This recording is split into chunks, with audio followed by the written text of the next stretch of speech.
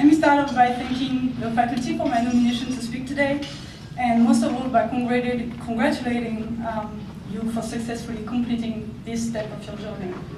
So today's the day of first, as we are gathered here for the certificate celebration for all professional development and humanities programs. It's not only my first commencement speech ever, it is also our first time meeting for many of us. Growing up in France, my idea of a graduation ceremony was what I could watch on television.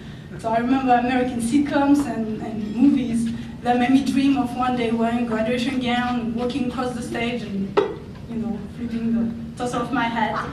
And it's a fantasy that became reality in the UK, where I graduated from my bachelor's degree. And taking this dream one step further, it is with the greatest honor that I'm here standing before you. So at the time my parents entered the workforce, one didn't need a college degree or a high school diploma to be successful. The reality is that today is no longer the day when you can afford to cut your education short and compensate with a lifelong career of internal growth in one company.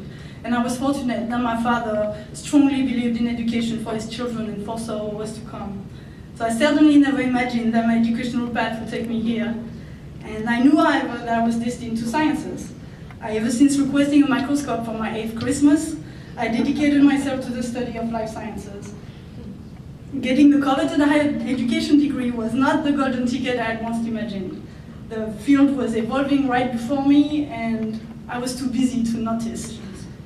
So the fate of a girl with a high school diploma from France, a bachelor's from the UK, and a PhD in molecular biology here in the United States have led me to believe that to achieve your lifelong goal, one needs to accept two simple principles: that change is the only constant, and that strength is found in numbers. Change as in the flexibility and the quest for knowledge, strength as in the people and the development of network that becomes our support system. Let's now take advantage of this unique opportunity to embrace strength. It is important to acknowledge that the people and the relationships we create and maintain are our greatest assets. The Graham School family, comprised of not only us recent graduates and alumni, but also its faculty and staff, is to me as valuable as the education I received. I personally witnessed the birth of genuine friendships and found a life guide and professional mentor in Rich Wilson, whose mission as faculty was to enhance our leadership abilities. I therefore strongly encourage you to connect with your peers during this celebration, and as well as on LinkedIn as part of the Graham School alumni group if you've not already done so. I would like to finish this speech the way I sign my emails. A signature quote from Confucius that states that a journey of 1,000 miles starts with a single step. And I would like to add that such long journey is better with company. And this is what the Graham School of Liberal and Continuous and Professional Education is about. We took this step together, and I'm confident that we will keep stepping towards better selves and fulfilling lives.